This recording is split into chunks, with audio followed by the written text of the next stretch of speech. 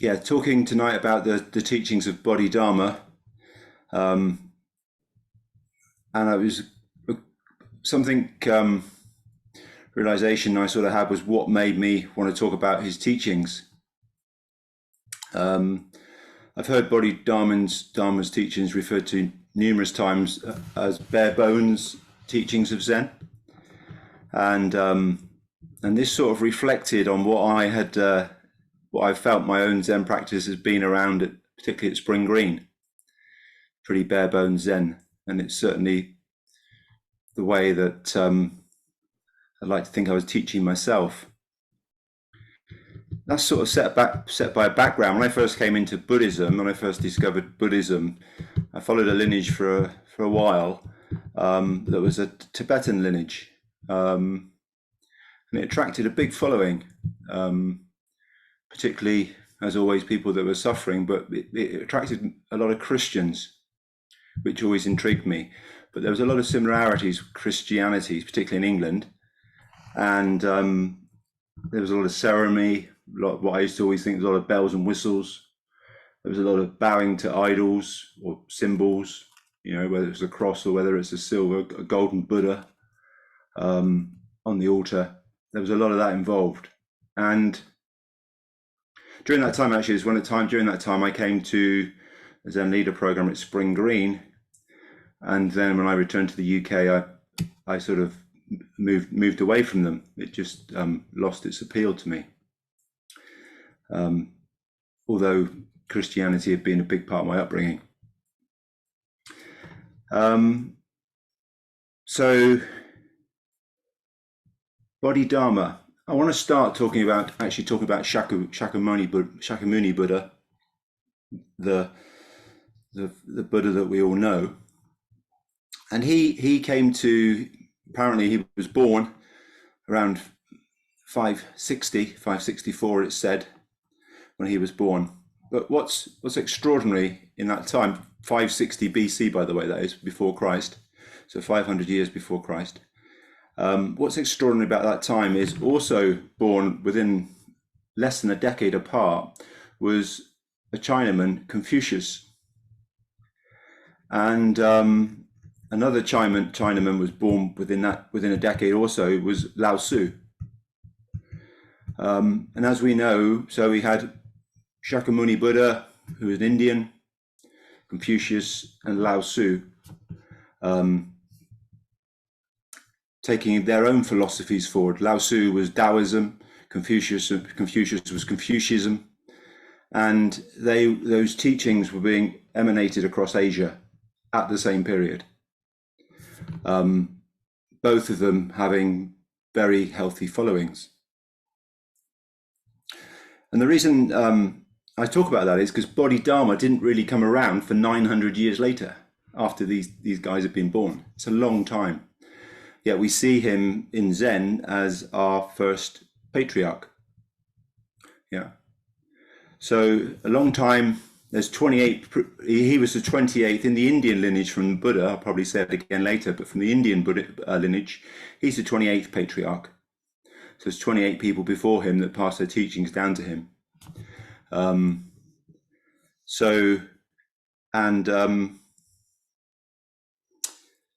So he came around 900 years later. So you can imagine how those three philosophies, ideologies, call them what you like, had filtered across Asia at that period, and what was going on in different parts of Asia. So the other thing that I just want to talk about, which was last Thursday, I think, was a Buddhist, a Zen, well, it's a Buddhist really, but a Zen Buddhist anniversary, which is Rohatsu. Now, some I think outside of Japan, it's sometimes called Body Day, but Japanese is the Rohatsu. And Rohatsu is about when Shakyamuni Buddha received enlightenment. He'd apparently sat all through the night. When the sun rose, he became enlightened. And I think if you put yourself on his cushion, sitting out in the open, yeah, watching the sun come up. What we would think from Zen is we've got a direct experience happening. Yeah, just sit there, put yourself there with the sun coming up somewhere in India. Yeah, and how that might affect you.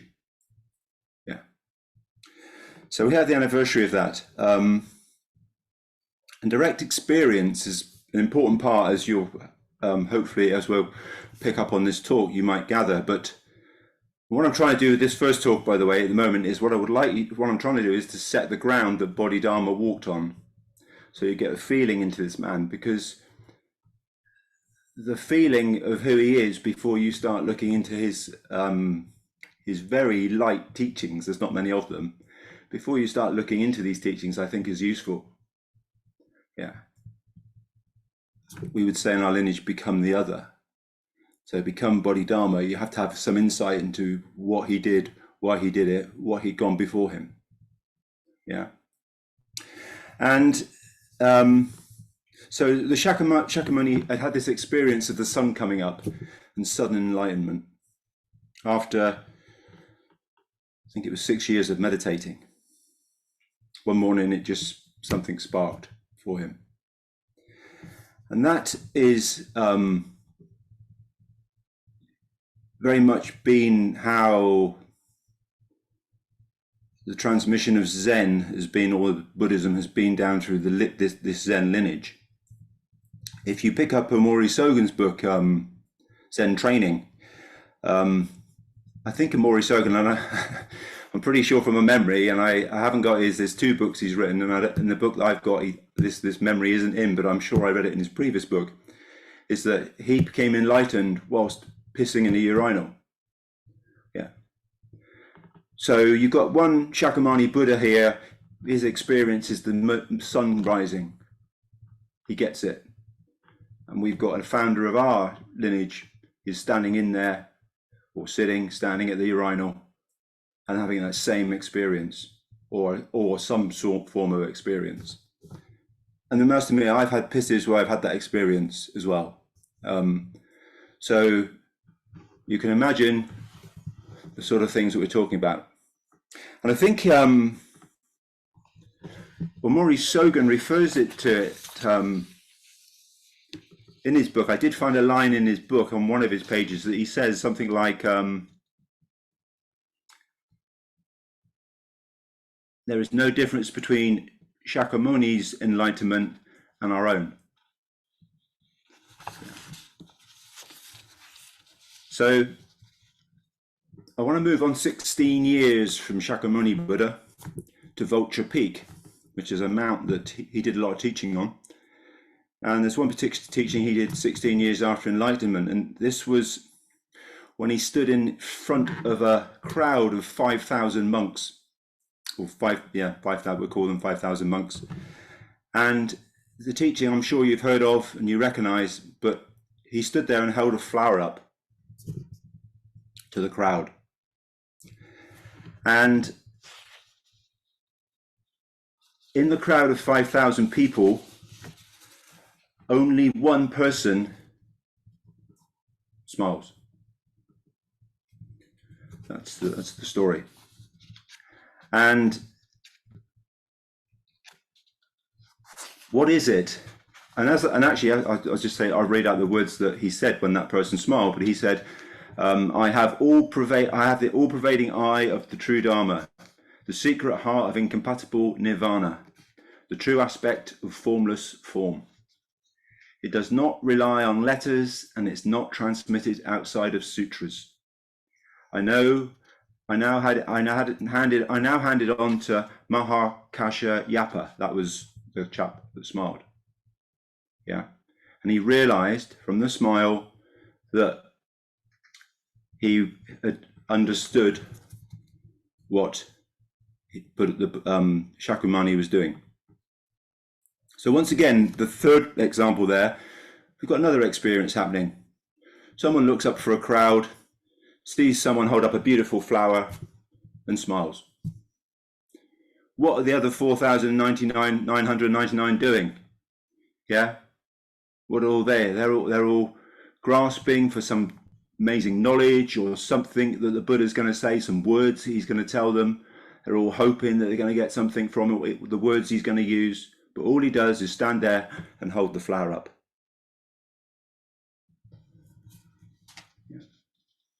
And like Amori Sogan said, it's no difference from Shakyamuni's enlightenment or Mahakashyap's enlightenment or our own enlightenment. Experience may be differing, but will be the same.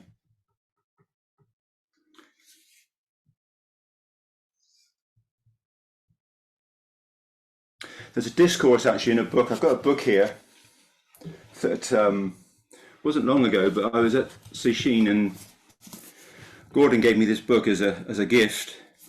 I'm not sure whether he's trying to get rid of it or whether he wanted me to read it. But anyway, I put it in my luggage and brought it back to the UK. It's called The Discourse on the Inexhaustible Lamp. And it's by a Zen master from, what's he from? I think he's from the 1700s. Name is Tori Enji Zenji. And there's a little bit in here that's worth reading also around this topic. And he says in his opening to his work here, all the other schools, I presume he's referring to the non-Zen schools, have their own scriptures upon which they depend. But these they establish their doctrines and so set up a gate, brackets, teaching, in the gateway, brackets, of the Dharma. But our school is based on a special transmission outside the teachings, not depending on the written word, directly pointing to the human heart. Seeing into its nature and becoming Buddha, our school does not depend on any scripture. There is only the transmission of the heart seal from one to another, from Buddha to Buddha, from patriarch to patriarch, like the pouring of water from one vessel into another. Now that made me laugh because I was thinking of Amori Sogan's enlightenment, of pouring water from one vessel to another. Anyway, the transmission from heart to heart, for this reason, it would be better to call our school the Buddha Heart School rather than the Zen school. That's what he says on the topic. So, might come back to that book. I thought it was worth just leading into that. And now I want to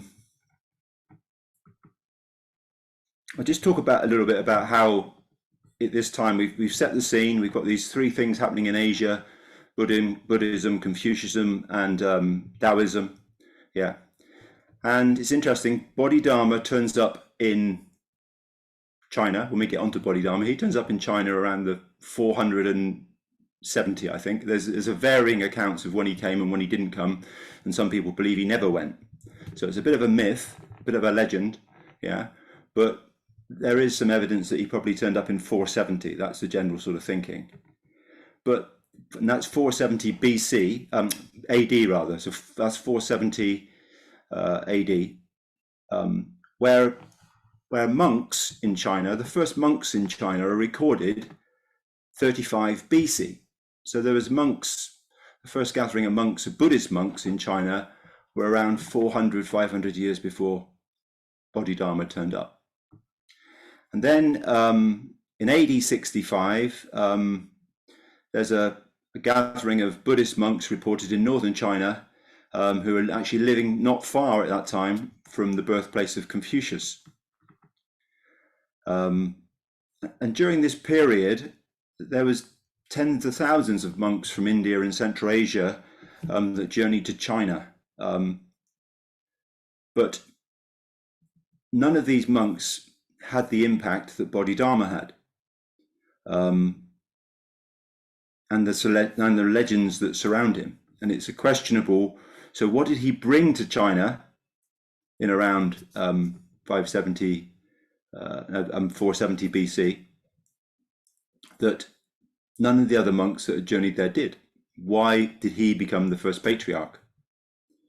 It's something that's, has interested me, and I've been pleased to put this talk together to have a really good chance to to research it and read about it. And there's a shed load more reading I need to do. But so Bodhidharma was born in an Indian town in South India called Kanji in AD 440. So 900 years after the Buddha almost, he was born in a city called Kanji. And this city is a very important city. It's a holy pilgrimage city site visited by Hindus. It was a very religious city. And he was born into a Brahmin family. Now, anybody that knows anything about the caste system in India will know that the Brahmin is the priesthood, and it has it's at the top end of the caste system. Yeah, and he was a Brahmin by birth. Now, Brahmin is interesting as a religion. Sanskrit, in the word Sanskrit for Brahmin means the ultimate reality. That's what the word Brahmin means. Yeah.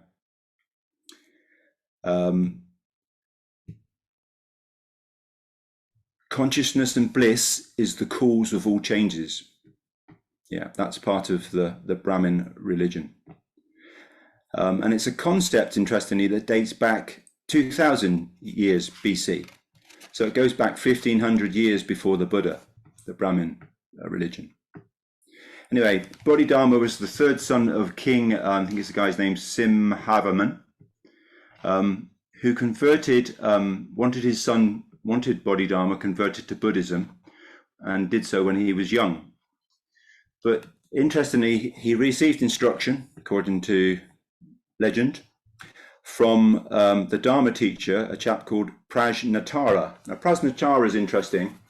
I'm going to refer back to, this is my Okyo book, and I've been in and out of it all day, looking at the lineages of people. Now, if I go to Bodhidharma, who, if anybody wants to look on the YouTube Okyo, you'll see them lined up there. Bodhidharma is 28th in line back from my Kasho Sonja is in here. And he's the first patriarch of Zen, so he's Bodhidharma Dayashi in here.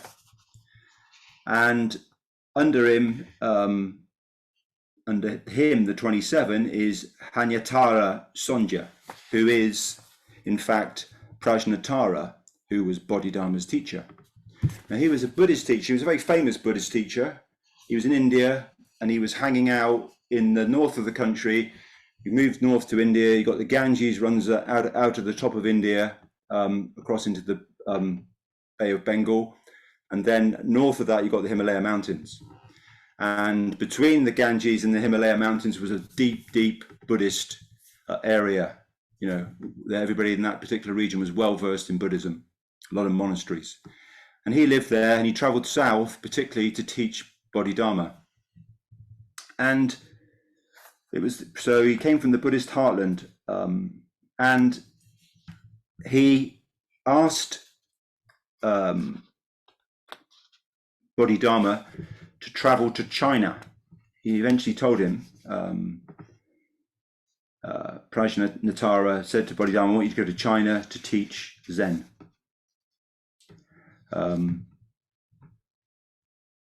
So he took up a 3-year journey. It took Bodhidharma 3 years to get from India across to China. He traveled around the edge of the Bay of Bengal. I would imagine he didn't travel right down around Malaysia. It's quite a short trade route, I think, across the tip of Malaysia. It's not too far, land to sea. And then would have traveled up, back round past what is Vietnam today. At one point was in Indochina. And then into the north, he accessed, so up round past Hanoi in Vietnam now, and then further around the coast, and arrived in China, in a town called Guangzhou. Now, when he arrived, it's interesting because, as I've already sort of said, the way already exists in China at this time, and he arrived, just to put the year that there's a couple of dates that he arrives that happen to be about 45 years apart. One recording says he arrived in 475 AD, which seems quite logical, actually, to be honest. But there is a recording in some writing, but the writing was 400 years after Bodhidharma, in Dao Yun's Transmission of the Lamp. It was written in 1002, when he arrives in 526. But he is thought to arrive anyway in 475. China was an unusual place at this point. There was two dynasties in China, and it was a dysfunctional country. They were continually at war. War and civil war was taking place between the two dynasties, the Wei and the Lu Sung dynasties. And during the time that Bodhidharma was there, certainly in the 500s, these dynasties were reunited. Probably later in the 500s, in the 6th century. But in this time, there was a big shift where Indian Buddhism began to develop into Chinese Buddhism. As an example here, there's some facts. When Bodhidharma arrived in the latter part of the 5th century, there was 8,500 Buddhists in a census. But there were 8,500 Buddhist temples in China, and 120,000 monks and priests. 5 years later, there was a census taken, and the number had grown considerably to 30,000 temples in China and 2 million monks and priests. The Bodhidharma, what I'm trying to make the point, I suppose, is Bodhidharma, when I first came into Zen, I thought Bodhidharma had taken Zen to China. I thought he'd taken Buddhism into China, but it was well established and had been for hundreds of years. So there was something he took that left him as one of most people know very few monks, but many people know Bodhidharma. And it's interesting what made him stand out. And then there's a famous story. So he arrived in China, and there's a famous story where he was invited to meet Emperor. The guy is called Emperor Wu. And it's a famous koan. I even have it here. Emperor Wu was an interesting guy in that he had he was a very strong Buddhist and had been for many years. And he had courted, through his court, he had a lot of very famous teachers coming through and talking to him.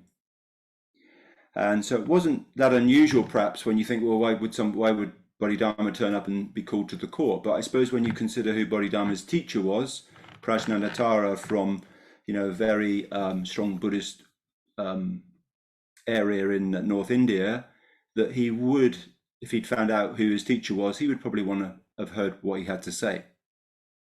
So he called Bodhidharma in, and it's a koan in Mumonkan, and you can read it. It's a very well-known koan, and it says, Emperor Wu of Liang asked Bodhidharma, what is the first principle of holy teachings?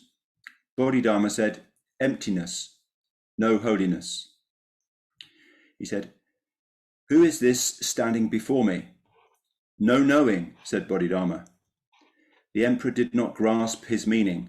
Thereupon Bodhidharma crossed the river and went to the land of Wei. The emperor later spoke to Shiko, one of his aides, who said, do you in fact know who this person is? The emperor said, no knowing. Shiko said, this is the Bodhisattva Canon, the bearer of the Buddha's heart seal. The emperor was full of regret and wanted to send for Bodhidharma. But Shiko said, it's no good sending a messenger to fetch him back. Even if all the people went, he would not turn back. So that was his famous meeting. And I have found some stuff with some reading, whereby there may be it's a sort of it's a koan, and there's a variety of reasons and things you can take from it. But there is a thought process that meeting took later actually took place later in Bodhidharma's life, not on his arrival. And during his arrival, on his travels north, which Bodhidharma headed north across the Yangtze River, on his travels, he went to a temple called Eastwood. And this temple was a couple of 100, 200, 300 years old, and had been set up by another famous Indian master, meditation master. And the present abbot there, who was also famous, who Bodhidharma would have had to meet and probably stayed there to get where he was heading, had a run-in with the emperor, a very close run-in, where he'd nearly lost his head. The emperor had called him in, and he spent all night, almost, I suppose we might think, negotiating his life with the emperor, but he gave no ground apparently to the story, and he got to the point where he offered his head to the emperor, and the emperor said, okay, you can return to your temple at Eastwood. And there's a feeling that Bodhidharma may have, particularly after that, hearing the story and talking with the abbot, of taking a wide berth of the dynasties of the courts in China, knowing that the likelihood or of getting caught up in like politics almost at that time could be bad news. So there's a variety of stories around it. Like everything to do with Bodhidharma, there's always another story that tells us something else. The record also shows that there was never a meeting with Emperor Wu. So the speculation whether it took place or not is open to interpretation. Okay.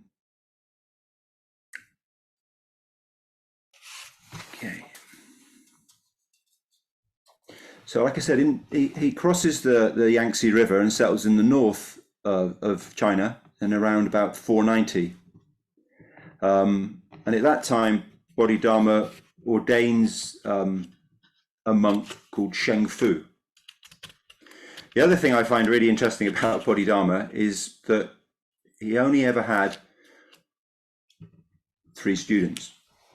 And Sheng Fu was his first student. And this guy, Bodhidharma ordained him, but he didn't stay around for long. I think he was probably around for 3 years from what I've read, before he headed south. So he wasn't, we never know what really happened to him, or whether he progressed Bodhidharma's teachings. In 496, the other thing that Bodhidharma is very famous for, many people will have heard, he was Shaolin Temple and his relationship with Shaolin Temple, which is also a strange occurrence, really, because Shaolin Temple was built in 496, and it was built for another famous Indian meditation master, but not Bodhidharma. But Bodhidharma is the only monk who is associated with the temple, the only monk that most of us would know. Bodhidharma is also, I'm not sure the wording, but almost he's the patron saint of Kung Fu, if you like, and holds that. But reading into the texts and things of the time, that didn't actually occur until the 17th century. And from what I've read, it's probably much more likely that Bodhidharma might have taught yoga to the monks at Shaolin than he did Kung Fu, or some type of yoga anyway, that he would have known from India.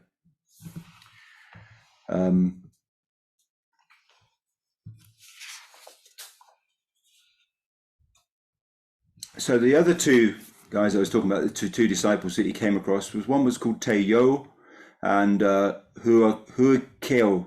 was the monk who,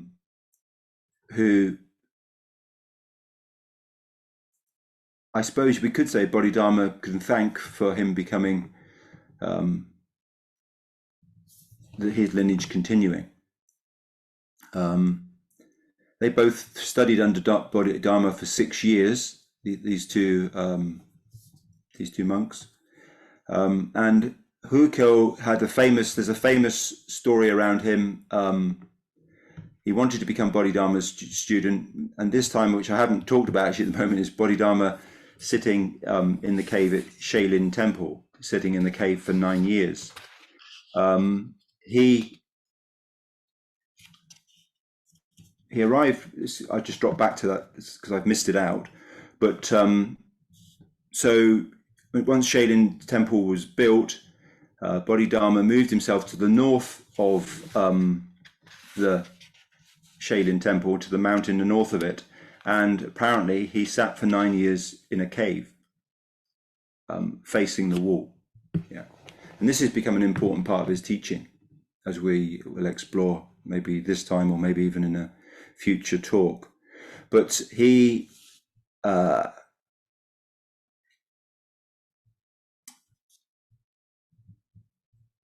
when I first heard the story about being in a cave for 9 years meditating, I just thought, well, I just couldn't get my head around it. But since I've read many, even modern stories around Buddhist monks that will take themselves away for 4 or 5 years onto the mountain and do lone retreats. It's not unusual. Maybe 9 years is a longer period, but there are modern practices. We have one in the UK where people settle in for a 3 or 4 year retreat, solo retreat, only occasionally visited by your teacher. So it's not that unusual, really. And in those days, you may well have sat in a cave. It was an easy option to sitting in a small hut somewhere. And during this time, his monk turned up outside the cave in the snow and asked to be taught by Bodhidharma. Bodhidharma said he wasn't interested. The monk stayed, Huiko stayed there all night in the freezing snow, and he still refused to teach him. And eventually he chopped his arm off,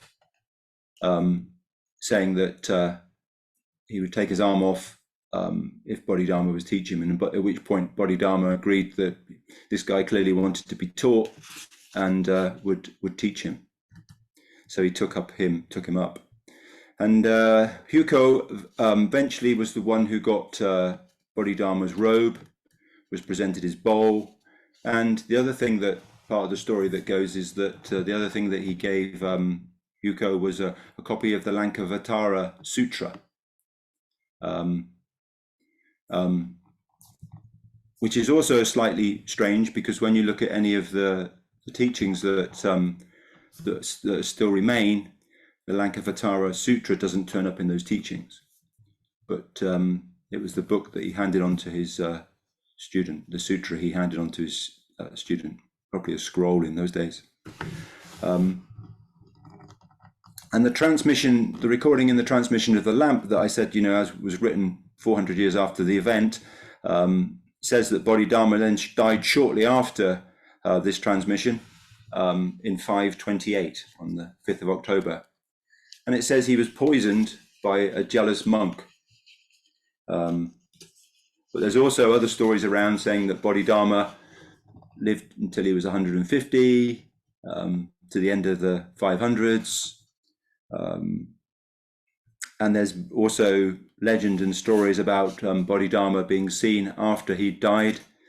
And the pictures we see of him wandering around with a staff and a sandal attached to it come from those stories, because he was said to be seen out on the mountainside 3 years after his death by a senior monk from one of the temples, who went back and said he'd seen Bodhidharma wandering around.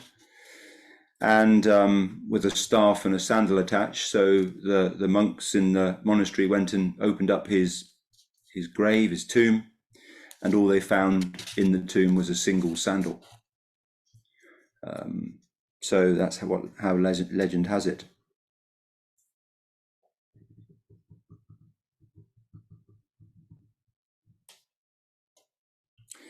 There's lots of other recordings. During his lifetime, there was a book written called Eminent Monks. And this was actually written during his lifetime, but in which he's not even mentioned. This is why we have some scholars who say that, he is just myth. He wasn't a real person. But from all the teachings, he was clearly devoted to Mahayana Buddhism, which is what our lineage follows. And wherever he went, this is what he taught.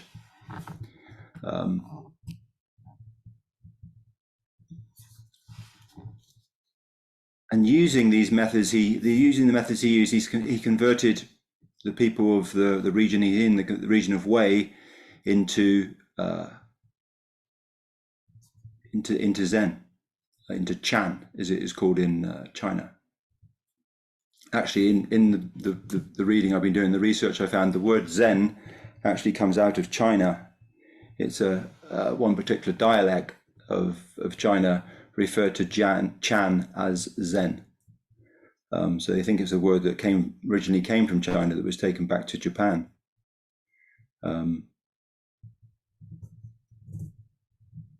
So Bodhidharma's famous teaching instructed people to observe the nature of the human mind.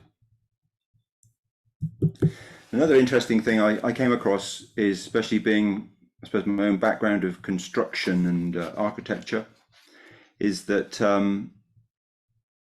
the architecture of Zen temples also across China represented the shift that was taking on with the teachings of what was going on in Zen. And I was in Vietnam in the summer, and I visited a few pagodas, and it was interesting because from our own point, our own lineage, where, as I'll explain, there is the dojo may be the bare bones of practice. Yeah, I was turned up in Vietnam to some very, very ornate pagodas, and so the architecture of Chinese temples, when Bodhidharma would have arrived, they had a front hall. And in the front hall was for heavenly kings. And this represented the nature of self and other. So the fat Buddha, as we know him, or Hoti, would be one of the characters in the front hall, and there would be 4 others representing sort of normal human thinking. And that was the front hall of the temple. The next hall, as you wandered through past Hoti and the other characters, is the Buddha hall. And this was representing the nature of codependent co-arising. And there would be 1 to 3 statues of different Buddhas and disciples in this hall. Compassionate deities in the center, Shakyamuni. Teaching is divisional between the self and other is a fiction. The experience of which is available through meditation. So this was like a stage moved back from the front hall for heavenly kings, and now we're moving into a different state. And then you walked through into the final hall, which was the Dharma hall, which is the perfected nature of consciousness. Dharma, the law, the nature of birth and death, was represented in this hall. And here, there were no statues, there were no symbols, and we can call it formless, or we can call it signless. I learned on my journey through this stuff that the word formless and signless is a difficult translation from Chinese. There's many translators who think signless represents the word formless in a much better way. So It's just one of those translations. And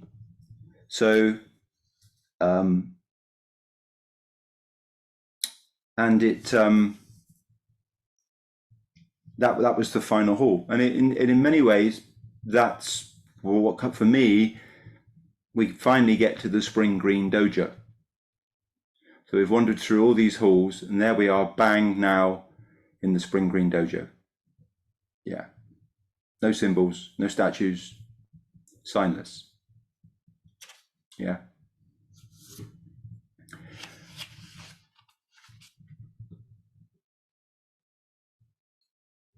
And the very early Zen temples, and there's a bit I read whereby even the Zen temples deviated away from this, but the very early Zen temples only had a Dharma hall.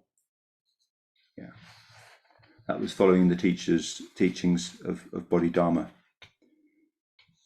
And this is really, I suppose, representing what we talked about before. The sun came up, Shakyamuni Buddha enjoyed the sunrise, experienced it. Maurice Ogun enjoyed the urinal. Yeah. Mahakaya Ashapa enjoyed the flower. Just looking at a flower. So it's a sudden enlightenment of what the single Dharma hall brings, compared to almost the stages of enlightenment of walking through the other two halls.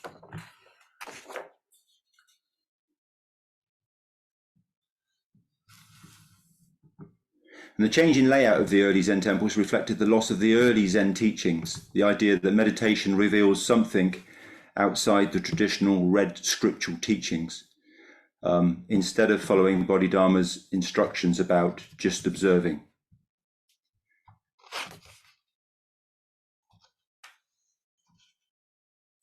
Practitioners had discovered, maybe because more people could read, perhaps, I don't know. As reading became more popular, maybe that was the result, but they were able to focus on the words of the Buddhist scriptures, yeah, rather than the direct transmission. I mean, Shakyamuni had talked about it, Bodhidharma had spoken about it, and it continues within our lineage.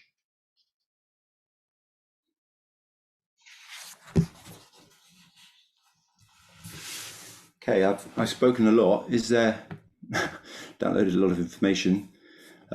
Is there any questions that anybody would like to ask? I'm doing for time, okay.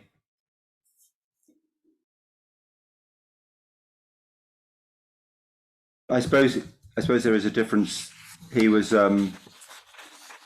his we'll come on to it a bit perhaps, but his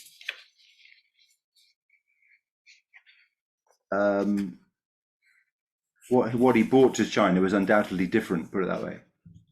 Yeah.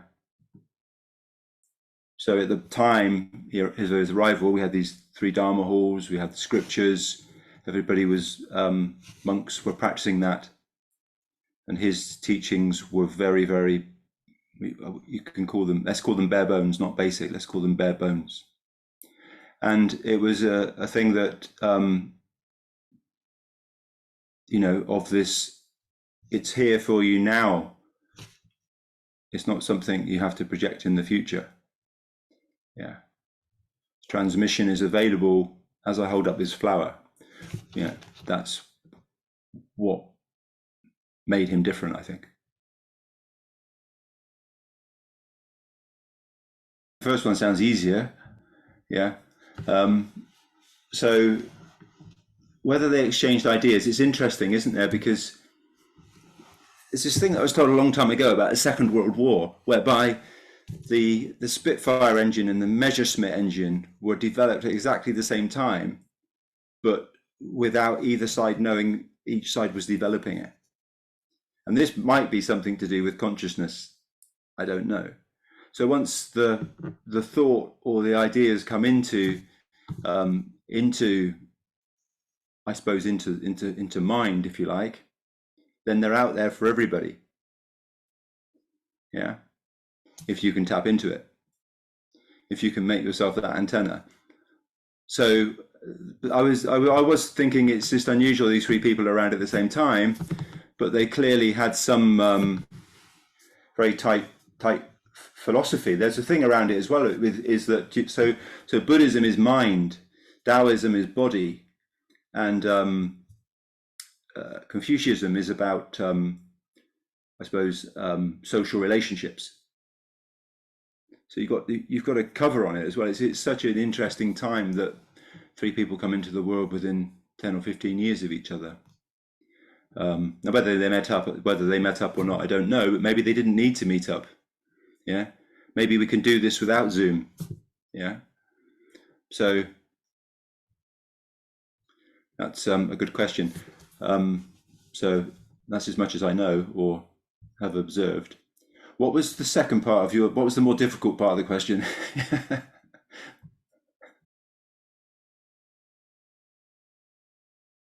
I think that's how I think the Sanskrit meaning in ultimate reality, consciousness and bliss is a sort of like many of these meanings, there's never just one or two words that sum them up. So I think consciousness and bliss is the cause of all changes, consciousness and bliss. Yeah.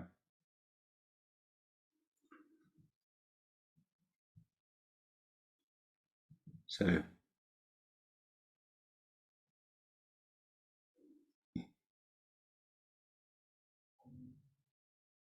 maybe if you take that into Bodhidharma's teachings when he talks about mind, yeah, then you start getting to the root of where some of his thinking was coming from. I don't want to use the word thinking really, where he was coming from. Yeah. I don't think you'd appreciate that very much. But okay, any other, someone else? Yeah, Sarah. Just hold one arm up, and then say, yeah, it is essential. But I haven't gone that far myself. But it's the whole thing around. I think what we're probably saying is the whole thing. I find a lot of this. There's a lot of strangeness around. I came across a word when I was teaching, reading up on this stuff in the last few months, and it was a great word. It's and I'm not even sure I can pronounce it, to be honest, but it's antinomian, which is used in a Christian context, I think, around the sort of practicing clergy who are freed from the norms of the divine grace.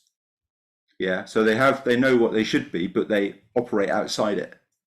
Yeah, and which isn't, I suppose, isn't right. So they brought a word antinomian to describe it. A person who maintains by virtue of divine grace, they are free from behavioral norms, if you like. Yeah, that's what the word stacks up as. So strange, odd, and offensive behavior, perhaps, within the clergy that you would expect to have this sort of moral standing. So if you read into Zen, what's interesting about Zen teachers is there's so many writings around, well, yeah, that word would fit some of the Zen stories I've read about teachers and stuff. There's for instance, I got a text here. There's a Zen master called Yun Min, yeah, who this is his written words, and he says, religious claptrap. All I know is how to eat and shit. If you can rewrite the whole of the Buddhist canon, what can you do with it? If you can rewrite the whole of the Buddhist canon, what can you do with it? That was his saying. So you could probably, if people were spouting that, and you've met a clergy who told you that, you might be thinking, antinomian. Yeah. So, but the difference here with Zen masters is interesting. It doesn't apply as such. Firstly, they don't have any, especially in this lineage, we don't have any precepts. Another Zen master that I've followed quite a lot, who's also in our Okyo book, is in his Chinese name is Master Linji, yeah, who I've read some of his stuff and I do love it. He didn't do any writing himself, but his followers did do write up on his work. And he's one of those brutal guys. You know, he beats people, he whacks them around the head with his stick, and it always interests me how he goes into his teaching sessions with his students, and he. But there's a time and there's a place, I suppose, for it. That's the important difference here. So it's like these guys, these masters, had the ability to know when and how to use this stuff.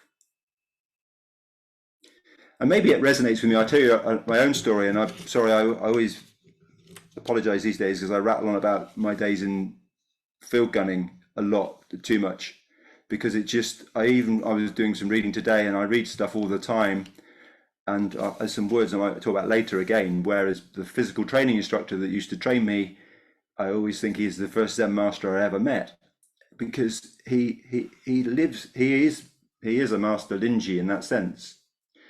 And at one point, in my early days of knowing him, I was doing a workout with him, and I was training, he was training me up, but he knew he was training me up. I probably didn't know at that point that he was training me for field gun. But I remember I trained with him for quite a long time, for 2 or 3 hours a day, and I put down a weight. We were doing huge amounts of exercise without putting a weight down, a 30-pound bar. I put the bar down, and he just instantly just looked at me and he just said 2 words, "Fuck off." And I looked at him in disbelief, and he just said, "Fuck off." And that was it. And I went, and he refused to speak to me or acknowledge me for 2 weeks after that event. And it was like, well, for me, it was just like, well, okay, I've been working my nuts off, working my balls off for you here, and suddenly you just like throw me out with the dishwater because I put the bar down, because my arms are like this and I can't hold the bar or whatever, But after 2 weeks, he sort of let me back into the gym, so I started training again, but I never put the bar down again. And when you think of what was happening there in the Zen terms, for me, it's a complete breakthrough, because my mind tells me to put the bar down, and I put the bar down. I go back to the gym 2 weeks later, and my mind knows that I don't have to put that bar down. Yeah, I can hold it, and I'll hold it as long as I have to. Yeah, because I'm not going to go through that again, because I want to keep training with this guy. Yeah, so from a mind perspective, that's a massive breakthrough, and that's what I always look at Zen teachers. That's what you're trying to do as a Zen teacher. And I mentioned it. I hadn't seen him for 30 years. About 5 years ago, I met up with him, and I told him the story, and he had no recollection of that story.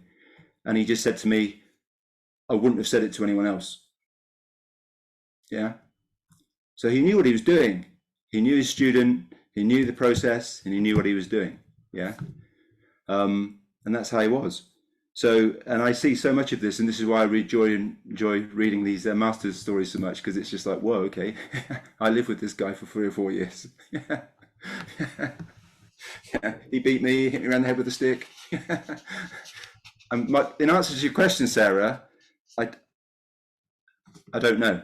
Other than the Zen master is looking for transformation. Yeah. Hikyo became a student by cutting his arm off.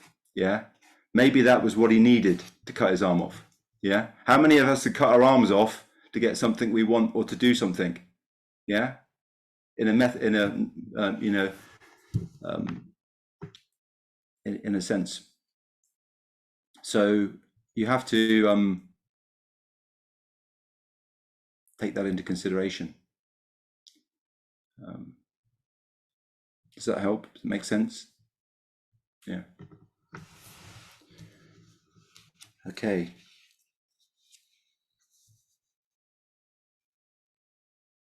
I've got something I've written down here is around this topic actually. Zen requires its students to look inward, not outward. They must realize that their own nature, not carry around some idea that others have given them. So we're going to try to realize our own nature and not the idea that somebody else has given you. And in this light, the behavior of the old Zen masters may be easier to accept. Zen teachers are sometimes abrupt and even forceful to cut off their students' wandering minds. There we go. My mind was wandering. Put that bar down. Yeah, simple as that. Yeah, seeing the nature of one's own mind and precipitated by abrupt actions are precipitated by abrupt actions. So if you're a teacher and you see that, you're going to take any measure you want to stop your student's mind wandering.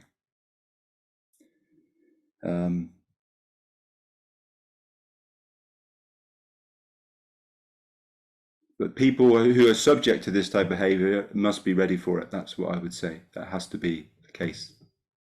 Yeah, and that is a huge skill. And if you're unsure as a teacher, then it's not to be tried. That's yeah. So, yeah. In the days, especially in the days we live. So, Zen masters are really the sort of. There's another great story around being the breakers of icons. And this Bodhidharma period, there was another story I read around a famous Zen master who was staying at a temple during the winter. It was snowing and very cold. And in the night, he got up and went round and burnt all the wooden Buddhas. Apparently, when the abbot woke up in the morning, he was pretty annoyed that this chap had burnt all the wooden Buddhas. And he commented about, I think his comment was something like, "Give me a living Buddha and I won't need to." So Bodhidharma's approach in this sense, his approach, you can see with the stories we're telling and what's come out of him, you can see his approach would have been pretty unique in this period.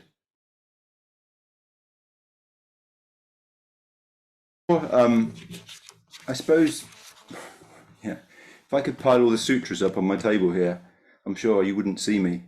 Yeah, in that sense. So scripture-wise, some of the sutras are hefty pieces of reading, and I think if in Bodhidharmas, there's a few ways of looking at it, I suppose, Gordon, but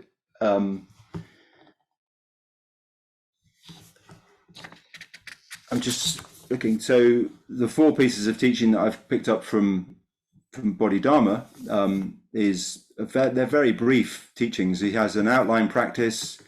There's a thing that's called the bloodstream sermon, the wake up sermon, and the breakthrough sermon. These seems to be his 4 main, the only 4 teachings that are out there. And you can flip through and read them probably in 45 minutes. So compared to my own sense and compared to the other scriptures, they're pretty bare bones. Yeah, he just picks out the essence of the scriptures. He pulls the essence out of it, which is seeing your nature as Zen,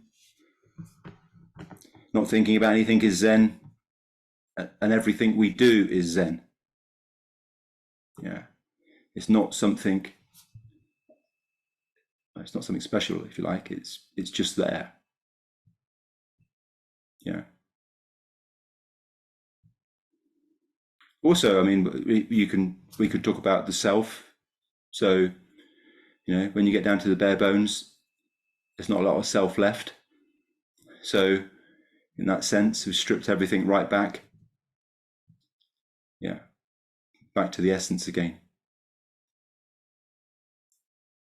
Is there anything you'd like to add, Gordon? I was just thinking about Anne's question about what was his impact, and the fact that he came 900 years after Buddhism had been introduced in China.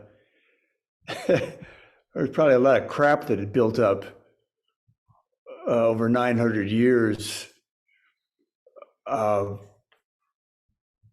that my sense is that he just simply swept that aside as being of no value. So he basically So let's go back. Let's go back to the beginning. That's my own. I never met him, so I can't say, but that's my feeling.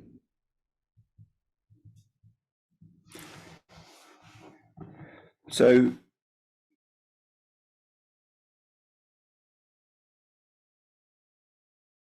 yeah, it's having. I think what I was trying to give here. So you've never met him, but was have a flavour of what he's about almost. And certainly, the period also in which he taught is important. I think, like you just said, it's 900 years after a lot of crap has probably built up. Yeah, but my own sense of the sort of sense I get of him is that he was, well, yeah, he was free. That's what you have to say. He is his own man. You know, we would say. You know, he is as you would expect him to be. So there is no, he is hiding nothing in his teaching, in the way he goes about it.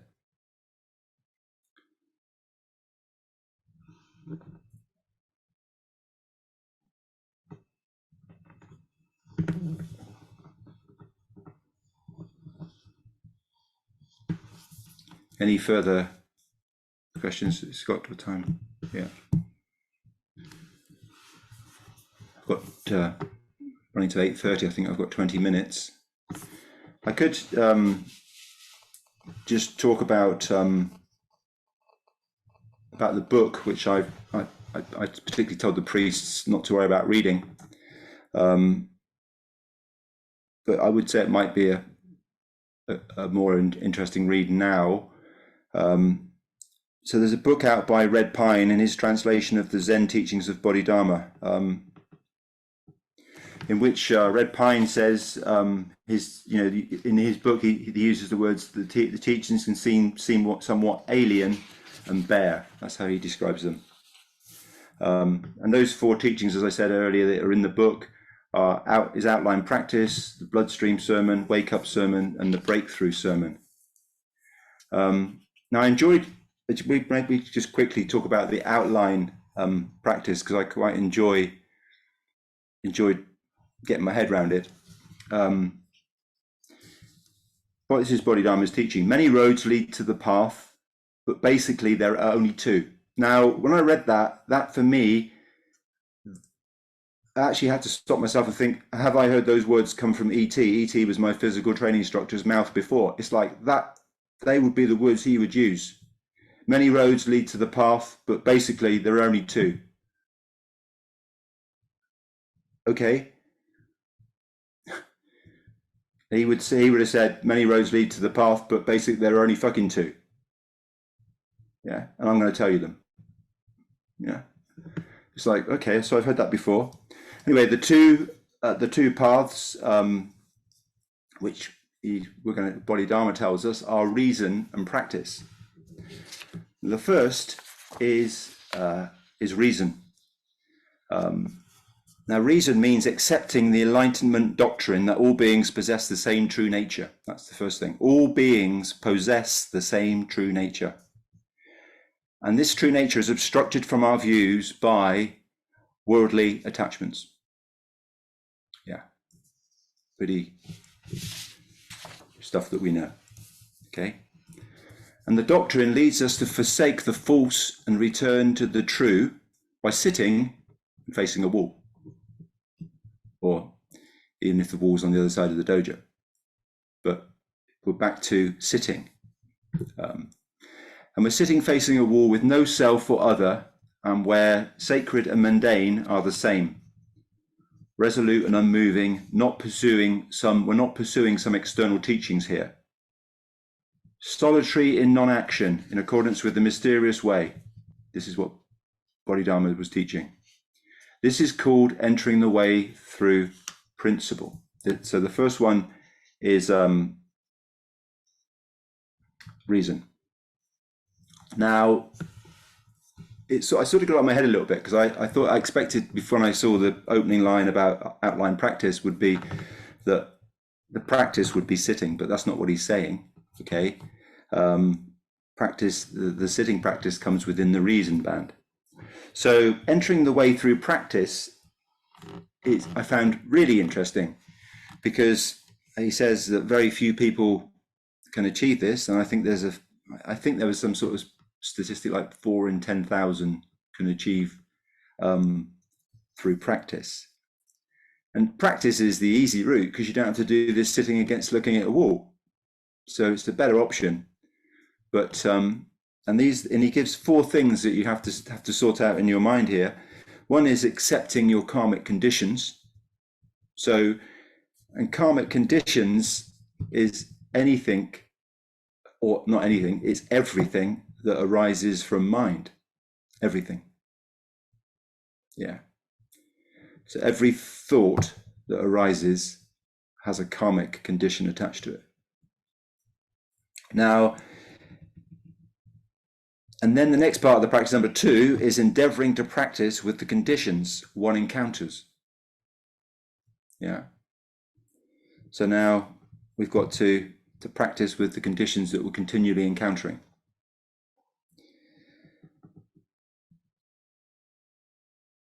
Number 3 is seeking nothing more than this. There's nothing more to seek. So I don't need to worry about anything else. I don't need to rush around doing all those things that I do in life, because that would be seeking something else. So there's nothing more than this. Yeah. And 4 is achieving, adhering to the Buddha's teachings. So I like the way that came in at the end. It made me sort of chuckle, because it's like, okay, but you've still got to stick to these Buddhist teachings. Yeah. So there is some sort of morality here. It's not just like throw everything to the wind. So, but this, as you can see, the practice of to be able to live like that would be a damn sight harder than sitting facing a wall for 9 years. So that's the outline of practice that he sets out in the first teaching. And there's more to it if you read.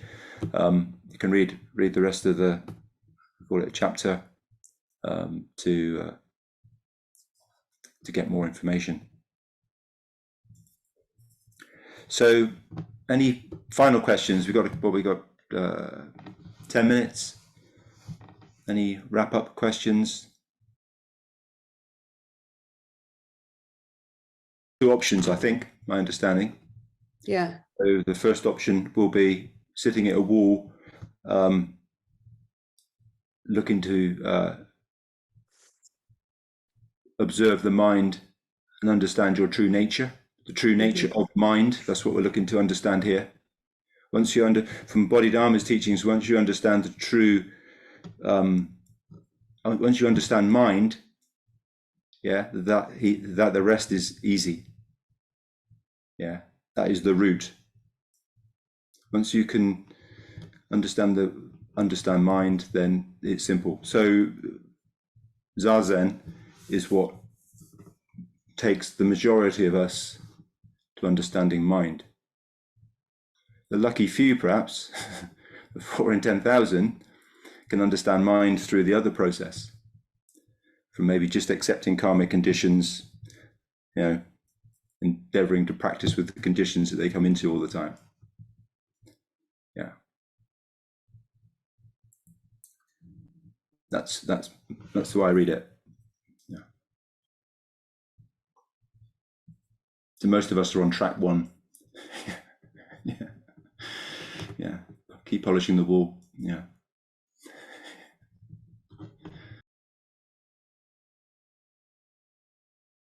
My interpretation of karmic conditions is anything arising from mind will create karma. So there will be an action. Yeah. So if you have a negative thought or a positive thought, there's 2 different outcomes from it, which would be karmic conditions. Yeah. I suppose I would say, well, it's a bit like I'd wind it back to, if I always try and head back to nature at some point in these things. So it's a bit like, why will it snow tonight? What's going to make it snow outside my house tonight? There's got to be some water around, and it's got to be pretty cold. Yeah. Now, if it's not cold, it will rain. Yeah.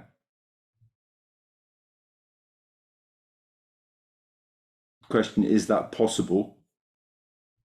Yeah, because some conditions would be everything must be different for everybody. So even my color and your color will be different. My hearing and your hearing will be different. So even the senses are telling us something different. So karmic conditions, what I'm taking in to create a thought, or whatever creates the thought, will be different from how you're receiving it. Whether your body is wired differently from what I'm receiving to mine will be different from your own experiences. So you have something there, Gordon? Yeah, I was going to, as you're speaking, I'm thinking of my own family, how my father's parents had a son who died maybe age 5 or 6 from meningitis. And any parent losing a child, clearly it has a huge impact across all physical, emotional, psychological, spiritual. And my father was born about 2 years after that death. So he was born into that setting where his parents had lost a child. And it didn't strike me until I myself became a father how much my father had carried that feeling from his parents throughout his life. They never spoke about it. It wasn't like they sat him down at some point and said, here's what it was like to lose a child. But he just grew up in a setting in which that impact was so profound. And he carried that so strongly that now I, as his son, could feel that impact. So I'm feeling back through him to his parents.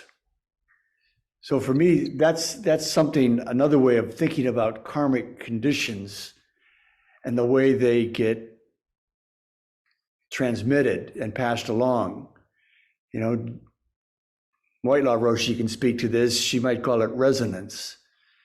That how do these things persist, in this case, across so many decades? So in some ways, we inherit generations of conditions. I can go back so many generations before my grandparents. Who were they? What were they doing? What happened? What did they do during that storm? What did they do during that loss? What made them happy?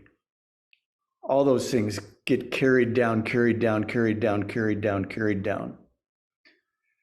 So as Americans, we like to think of ourselves as sort of being this isolated, if I'm going to succeed in life, it's because of my own actions. Or if I am not succeeding in life, it's because of my own failings. We don't acknowledge our own DNA. We don't acknowledge all that's come before us that has now embodied in us. Um, my successes are not my successes. My failures are not my failures. They're a transmission that's worked its way through so much muscle and bone and blood, and I'm just part of that chain. That's another perspective. Thank you.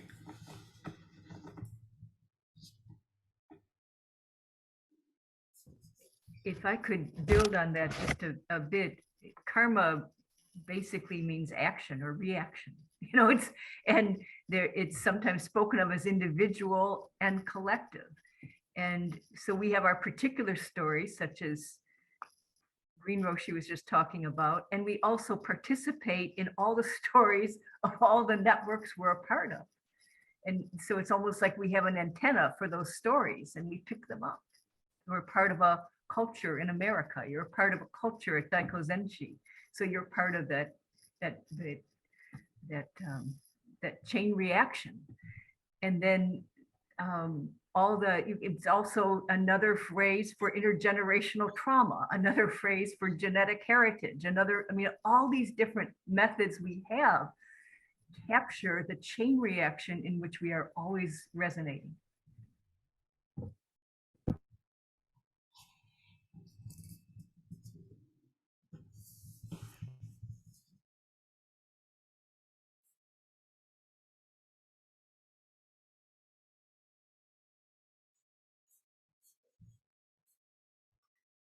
Any final question?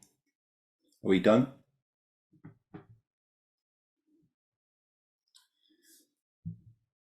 Okay, thank you. Thank you for listening, participating. Look forward to seeing you either at Zazen or over the new year.